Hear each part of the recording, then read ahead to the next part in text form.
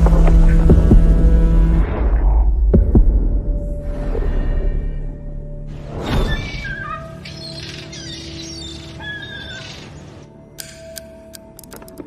你快看，这也太好看了吧！3、2、1，哎，哥，你笑一个嘛！哎，这样就对。哥，我跟你说，这本书真特别好看，你看了一定会喜欢的。天天看这种破书能有什么长进？什么人都可以写书了。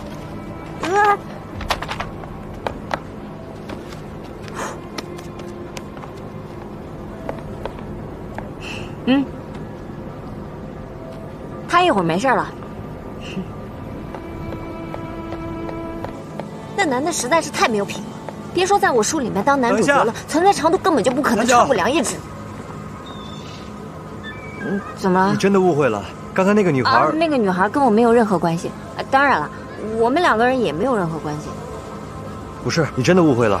凡是严重的错误都有一个共同的特征，那就是没有克制感情的冲动。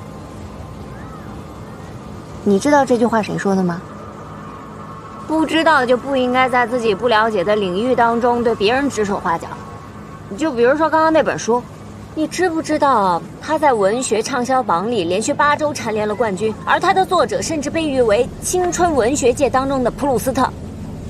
那本《许你似水年华》。原来你是因为那本书才跟我生气的。我怎么可能生气呢？虽然说诋毁别人的作品确实不太好，但是更重要的是，带着自己女朋友出来玩，不应该对她不管不顾，更不应该随随便便约别的女孩出来吃饭。良心忠告你一句，还是要珍惜身边的人，否则将来等你失去她的那一天，你一定会追悔莫及的。她不是我女朋友，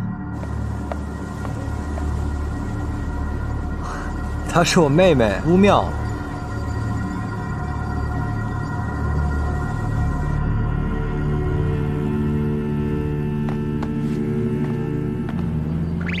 鱼，我先到公园等你，你快点啊！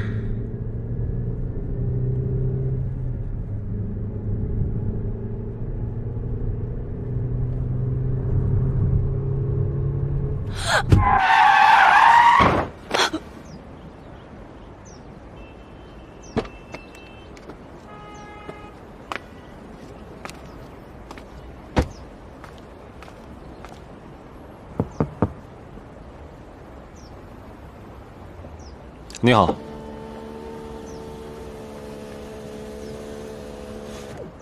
在此提醒各位家长，请务必照看好您的孩子。哎，这不就是和你相亲的警察沈木头吗？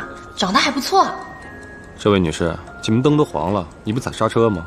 对不起，对不起，我的错，我全责。出检的照片总要拍一下吧？稍等。哎，你……另外，我还要确认一下你的驾照和行驶证。我都到这儿了，你快一点。哎，我跟你说实话吧，我孩子丢了。怎么回事？你孩子多大了？怎么丢的？就真的没有时间了。你让我先去找孩子，修车的事情我们明天再说，行不行？拜托。这位女士，你先别着急啊，我就是警察，你现在可以把车停到一边，然后把具体情况告诉我，我一定会帮你想办法的，好吗？好。到。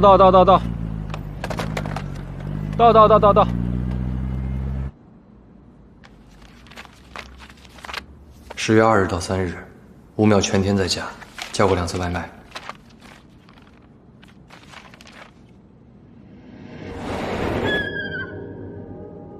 哥，你快看，这什么鸟啊？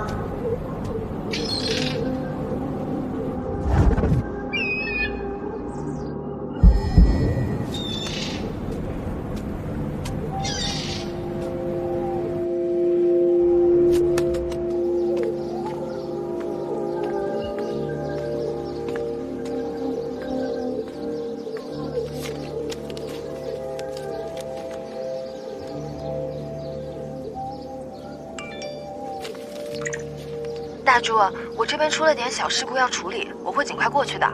最近又是丢孩子又是绑架的，你一定要注意安全，找个地方躲起来。我不到，你千万别自己过去啊。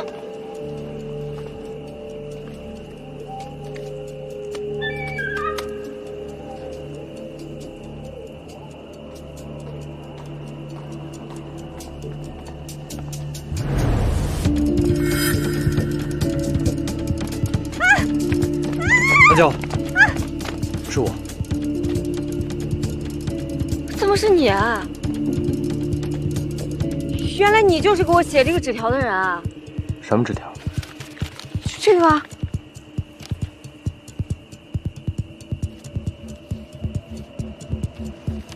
不过，你一个女孩大晚上在这儿真的不安全。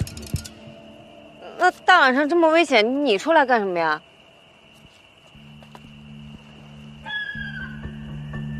我来找一些东西，待在这儿别动。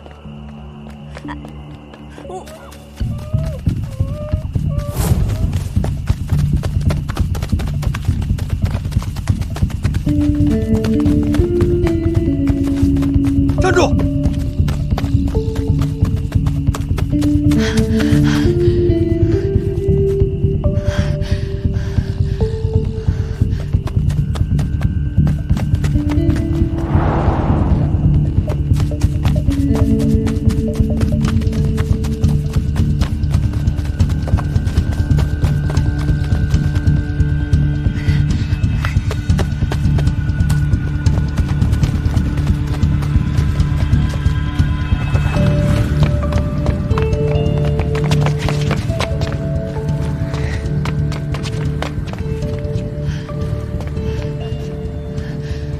你别冲动啊！我们2个人，你一个人你占不了什么便宜的。而且我已经报警了，刚刚。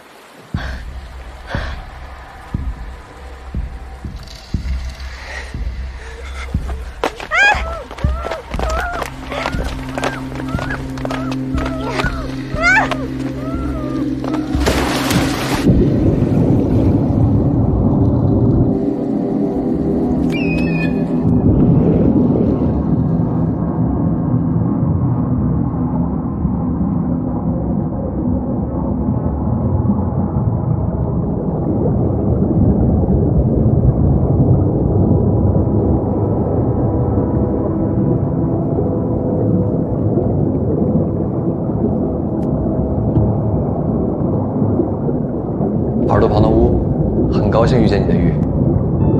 谭角，言字旁的谭，明月皎皎的皎。谭角，谭角，谭角。那男的实在是太没有品，别说在我书里面当男主角了，存在长度更不谭角可能超过2页纸。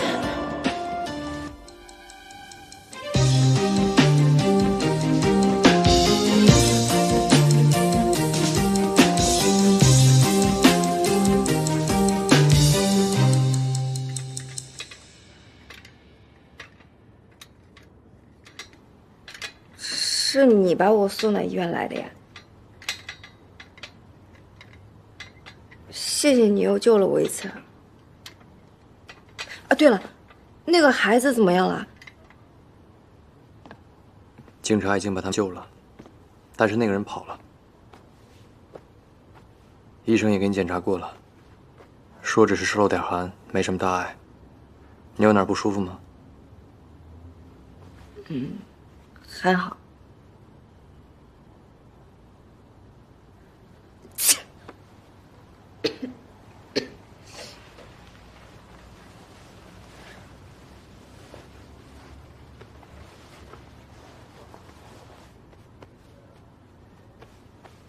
你就是无语。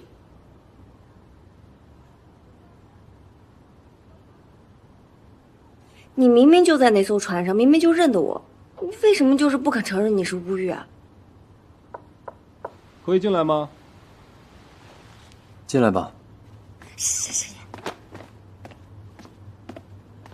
你好，我是负责这个案子的刑警沈时验，感谢你们救下孩子。方便的话，我想了解一下当时案发现场的情况。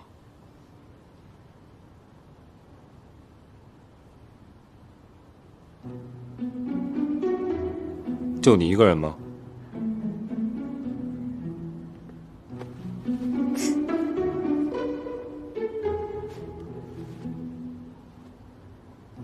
是你。沈时验，这么巧啊！哎，你不是被调去京海了吗？这么快就回来了？啊，所以说这个案子的目击证人就是你们俩。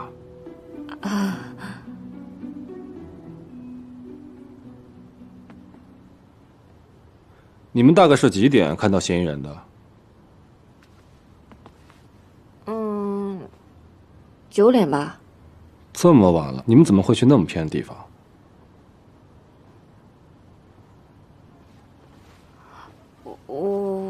我们约会。女朋友，你没事吧？我听说你掉水里了。我没事，你放心吧啊。都怪我，但我真的太倒霉了。我跟你说啊，我先被追尾，然后呢，我的车胎又爆了。等我赶去公园的时候，他们跟我说你都已经送到这儿了。都怪前面那辆车，你知道那个人是谁不？原来你丢了一个这么大的孩子呀！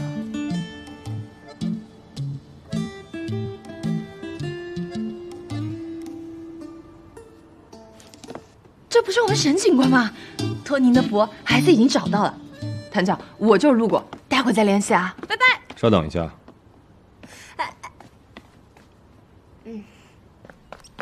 这位女士，你要是再跑的话，就是畏罪潜逃了。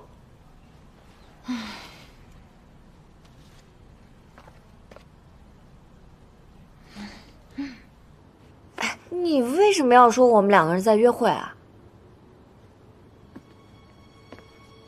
省事儿啊。难道你要跟那个警察说，你的1年神秘消失了？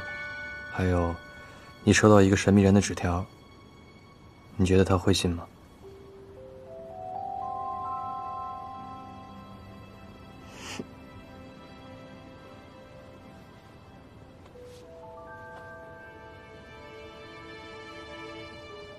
你跟那个警察好像很熟啊。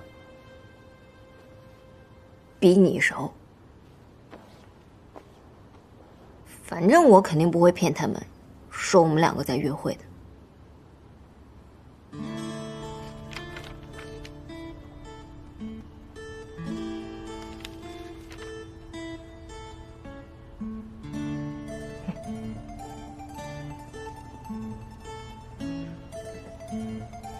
我们就是出来约个会，怎么还这么麻烦呀？我刚刚说那些就已经是全部了。我们只是例行公事，理解一下啊。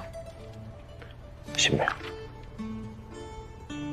谭角，年龄、 25。职业。不是沈实验，我的姓名、年龄、身高、兴趣爱好、家庭住址、择偶条件，你都很清楚啊，你怎么还要再问？写小说的，坐下。哦，我们只是标准程序。姓名、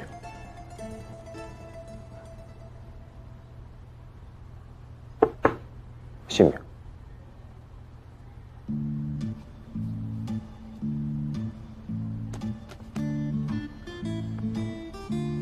爱你呢。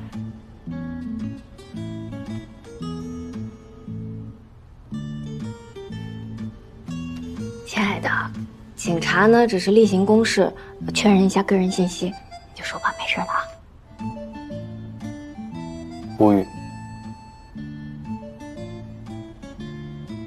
行，那我们再说下案情啊。哎，等一下，这么快就结束了？这不公平啊！你刚问我这么多，你也得问他呀。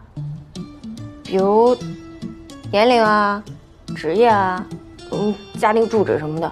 你们是情侣吗？啊，在一起多久了？3天，一见钟情。怎么能这么说呢？我们在一起1年多了，我们是1年之前那个游轮旅行的时候认识的，只不过当时闹了那么一点点小误会。不信你可以去查一下那艘游轮，这肯定有我俩信息。那个游轮的名字叫做钻石星辰号。我们是20，这些对案情也没有什么关系，我们还是说一下今天晚上的经过吧，尤其是那个男人的外貌特征。当时我慌慌张张的，哪看得那么清楚啊？最近发生了很多起儿童绑架案，性质很恶劣。目前你们是唯一的目击者，所以我希望你们能够再仔细的想一想，为破案提供一些线索。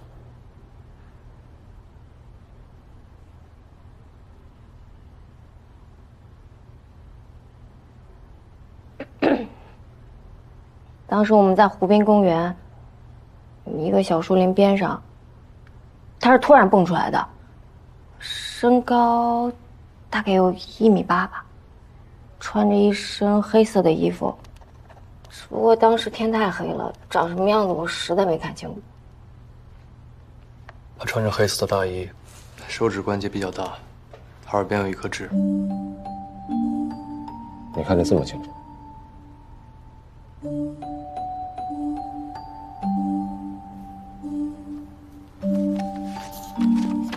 我们这里有张照片，麻烦你们比对一下。就是他。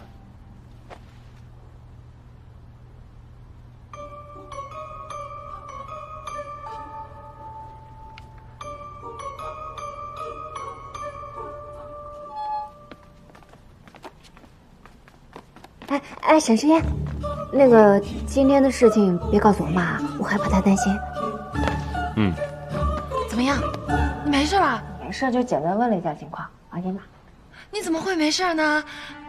你都掉湖里了，怎么会没事？我都心疼死了。我送你回家。你就这么倒霉啊？姓名？周小鱼。年龄？25。不像啊。长得成熟也犯法吗？职业？研究生，顺便写写小说。你也是作家，你也写爱情小说？科幻，恐怖。这么重口？我说你该罚就罚，你也不用人身攻击我吧？啊？好，既然你这么想被罚的话，那我们就说说今天的事儿该怎么罚。那要罚也是人家交警同志罚，跟你有什么关系？1. 驾驶时间打电话。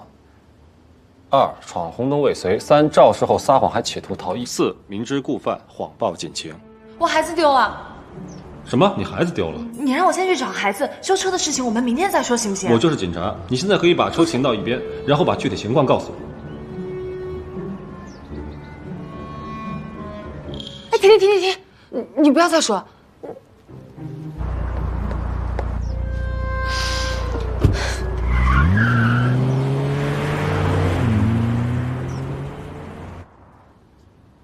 你别再说了，我已经知道错了。那我现在该怎么办啊？1、2、3条呢，我会移交给交警部门处理。至于第4条嘛，是性质而言，可大可小。那就小一点，最小的那种，可以吗？哎呀，拜托，我还是名学生，我还有光明的前程在等待着我呢。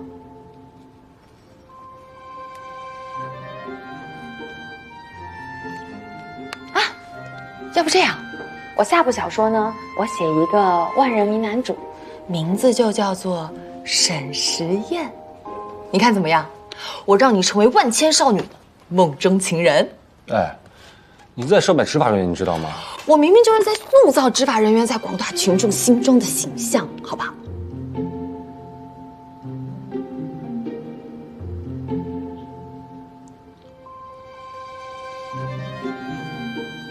不好意思。那个今晚你先回去吧。啊，把电话留下来，明天结果出来了，我通知你。好。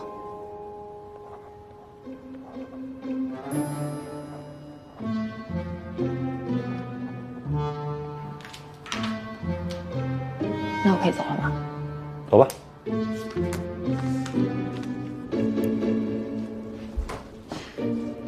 拜拜啊。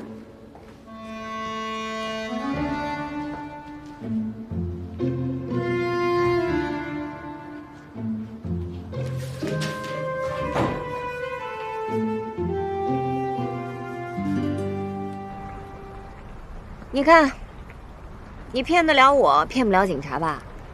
不过这样也好，虽然我没有见到那个留纸条的人，但是却遇到了你，这说明什么呀？说明是命运的安排，让我们2个人相见，好让你告诉我船上到底发生了什么样的事情，也可以帮我找回丢失的1年。切！回去洗个热水澡，吃点维 C 泡腾片。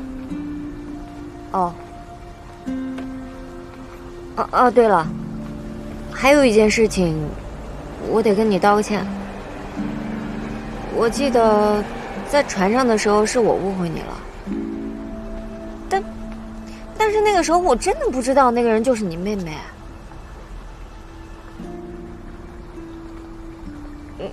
对不起啊，虽然这个道歉迟到了1年多。哎，你为什么一直都不肯承认你就是乌玉啊？是因为有什么事情吗？还有啊，你说你今天过去是找东西的，是找什么东西啊？也是跟遇到的这个事情有关系吗？对不起，我不是你认识的那个人。什么意思啊？哎，你可千万别告诉我，你跟那个人只是凑巧同姓同名，又长得一模一样吧？哎，你为什么就是不肯承认你认识我呢？你这人怎么这么奇怪啊？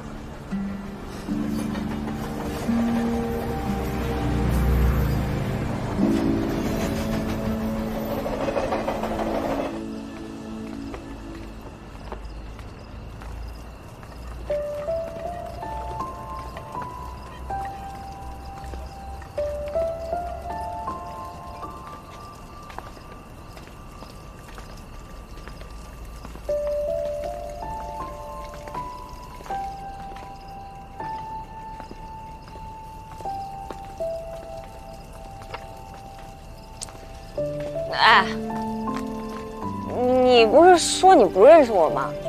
那你干嘛还一直跟着我？我住球球厂宿舍，就在你家对面。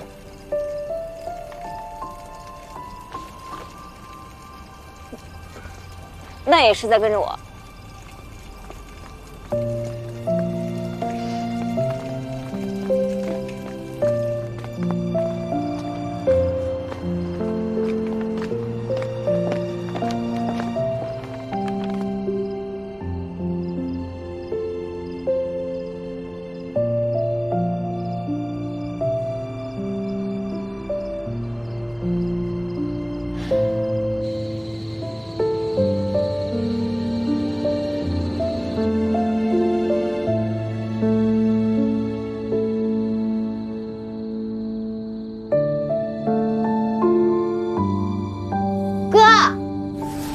你过来一下。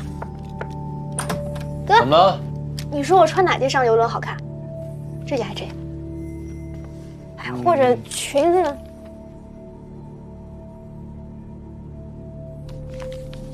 哥，喝点水吧。啊！你怎么又拿我最喜欢同人绑资料？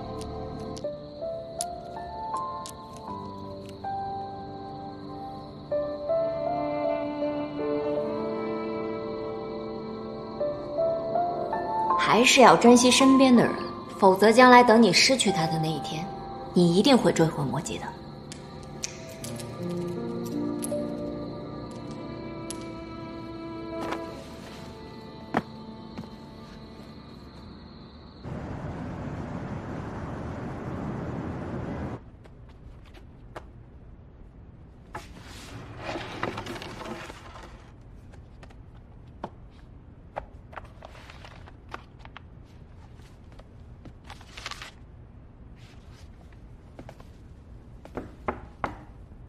谁啊？你怎么开门之前都不看看是谁啊？你怎么来了？我们家技术宝宝今天遇到这么大的事情，当然要过来陪陪你啦。你只是单纯的觉得懒得回家去才来我这里的吧？看破不说破啊！但是我要好好跟你说说，一个人在家的时候不能随便开门，那万一进来的是什么坏人，你怎么办？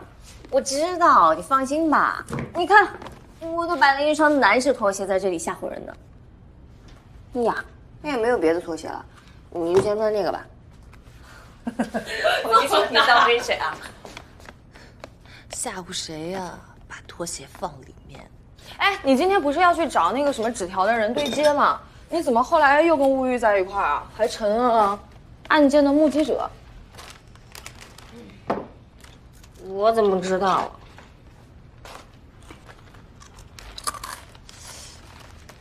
我总觉得这些事情不是什么巧合。你想啊，你最近经历的这些事情都有一个共同点，乌玉一直都在你的身边。可能是我多疑了，但是有没有一种可能是，这一切发生的原因，是因为他？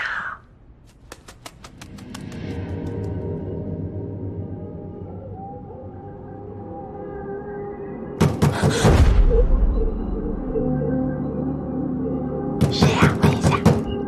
谁啊？走。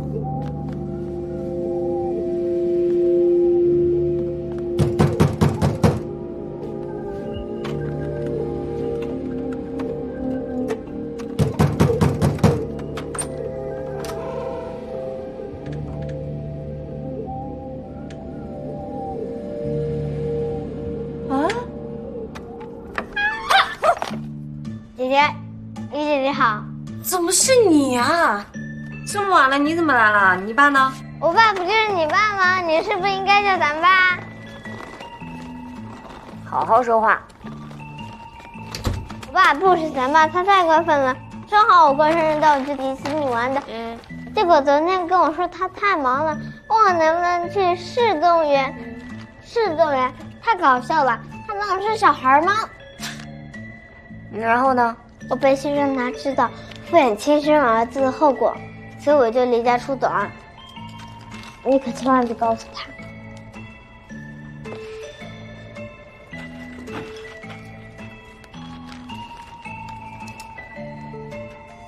你自己儿子离家出走了，你知不知道？你知不知道外面最近很危险，总是有小孩失踪啊？你怎么当爹的？姐姐，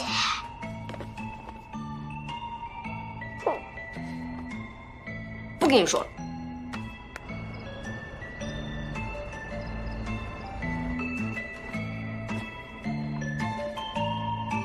哎呦喂，宝贝儿，你是怎么睡的呀？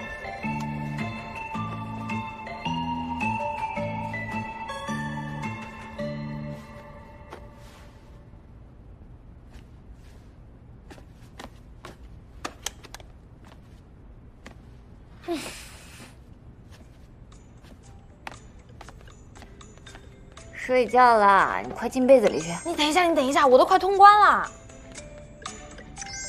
玩什么游戏？乱七八糟。哇，这可是今年最火的游戏，太好玩了。哎呀，你都不知道。哦，我不是那个意思啊。你这一年过得怎么样？哎呦，我这一年过得特别不好，你不上你不在，我真是寂寞死了。哎，但你放心，我可是没有出轨，我一直为你独守空闺。那我妈呢？你放心啊，阿姨不仅身体倍儿好，生意也越做越好，上个礼拜还上了大理的美食榜呢。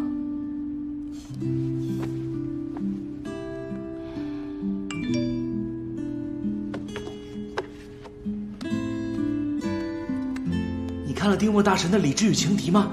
太好看了！你看我一年没更新，粉丝都爬墙了。哎呀，这些东西都是昙花一现，你现在都回来了，粉丝们也肯定都会回来的。我一定要把我这消失的一年给找回来。谭小姐，谭小姐，楼上是我们的宿舍。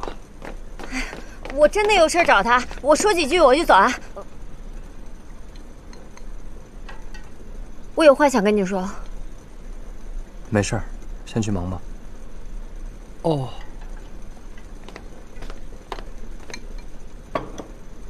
还没吃饭吧？啊？一起吧。坐。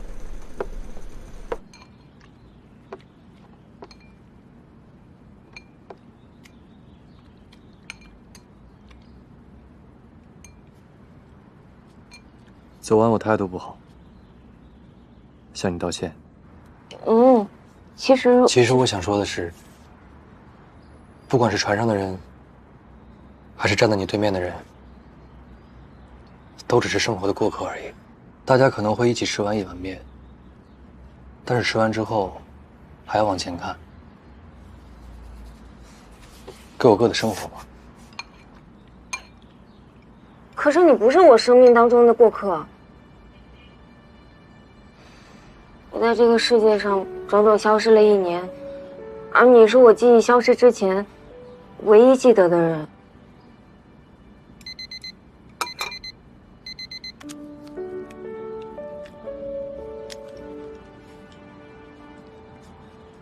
啊，就像这2块表一样，虽然我的表9点半的时候，你的表闹钟响了，可是这2块表根本就没有任何的关联。我虽然在这个世界上，但是这个世界上发生的一切，跟我也没有任何的关联。所以你不是过客，你是我和这个世界唯一的联系。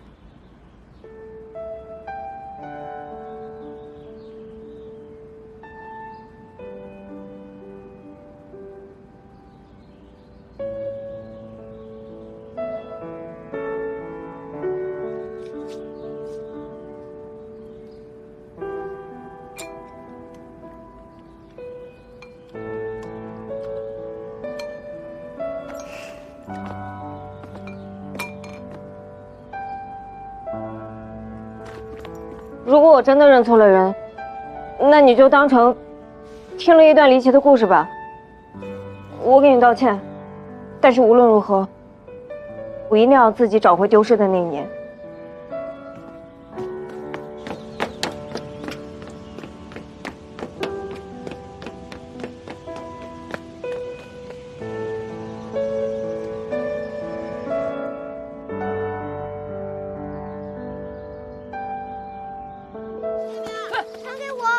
热船，好。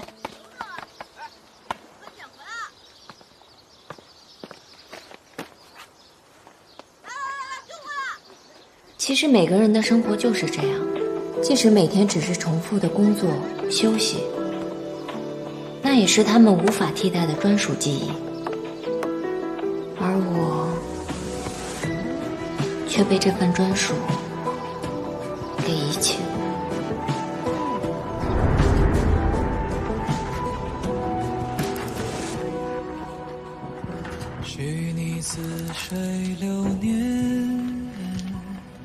谭小姐人看起来还是挺不错的呀，有机会可以接触接触。生活就是这样，你拼了命想找回的，也许恰恰是别人拼命想忘记的。谭角，你仍是初见时明媚勇敢的样子，而我却再也不是想要留住你的心境。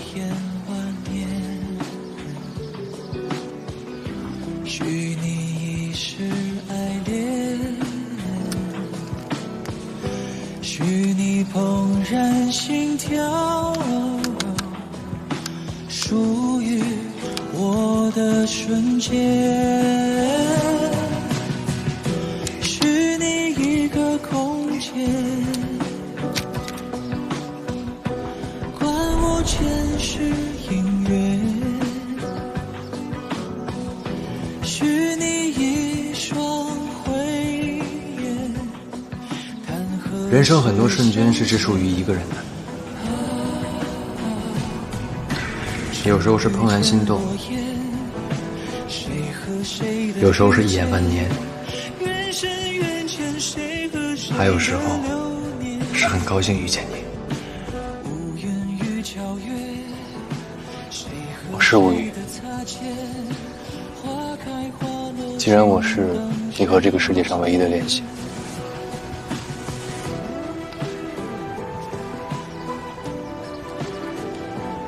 我就不会再走错。我们的宇宙源于一场大爆炸，而构成我们身体的重原子，就是大爆炸诞生的星辰。如果2个人身体的重原子是来自同一个行星的星辰，那么他们就会被彼此吸引，无论经过多少时空，都不会迷失方向。属于我的瞬间。没想到你除了会修车，还会修手表呢。原理是一样的，就是解决系统中存在的问题。怎么样？问题大吗？就是齿轮松了。没想到一个小小的齿轮影响这么大。齿轮是手表的介质，看起来是束缚，但是它固定了指针的坐标，让指针有了方向。失去了齿轮的手表，看似是自由的，其实漂浮在另外一个世界。好了，应该不会再停了。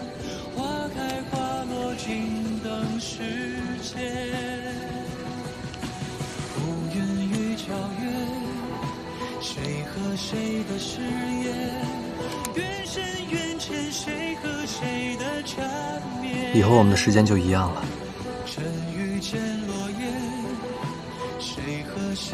谢谢。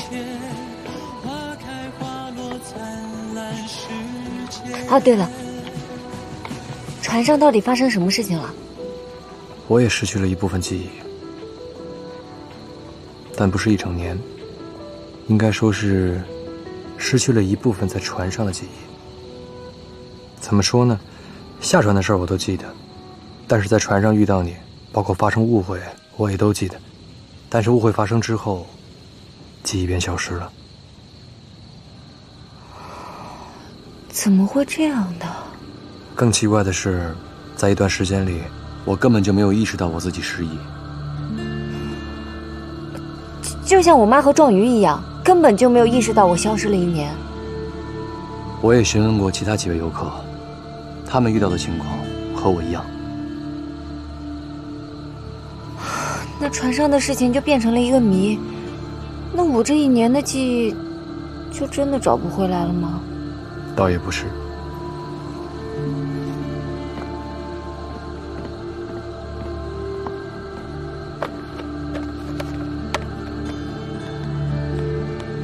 看这些照片，这不是之前儿童绑架案的照片吗？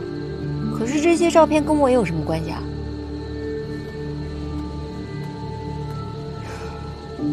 这些照片里面都出现了这种鸟。你也意识到了？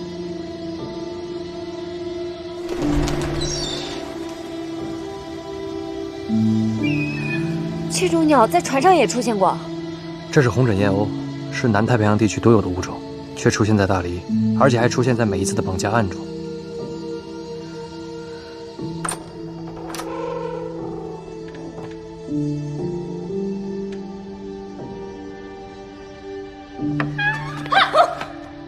姐姐，李姐姐好。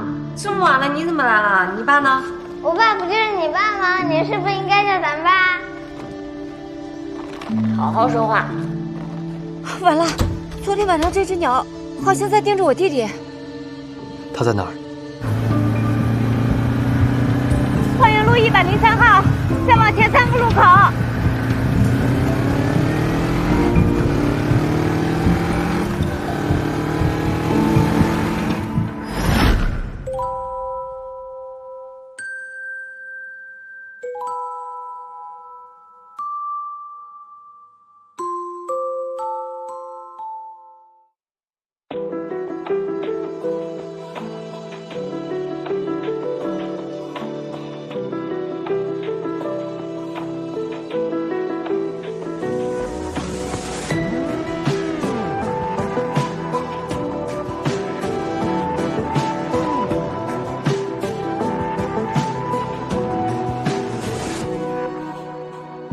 许你似水流年，许你在我眼前，许你牵我的手，说出誓言。许你一眼万年，许你一世爱恋，许你怦然心跳，属于我的瞬间。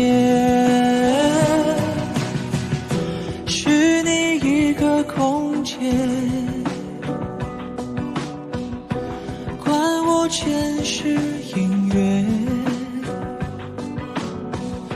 许你一双慧眼，看何时相见。尘遇见落叶，谁和谁的遇见？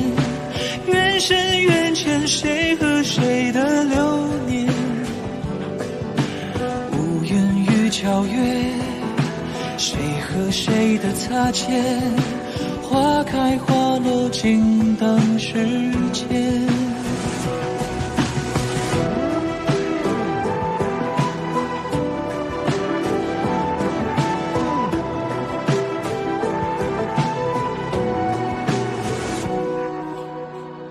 许你一眼万年，许你一世爱恋，许你怦然心跳，属于我的瞬间，许你遍放人间，看大千地远，许你比翼双肩，待良辰闪现。乌云与皎月，谁和谁的遇见？缘深缘浅，谁和谁的流年？尘遇见落叶，谁和谁的擦肩？花开花落，静等时间。乌云与皎月，谁和谁的誓言？缘深缘浅，谁和谁的缠绵？尘遇见落叶，谁和谁的情切？花开花落，灿烂世界。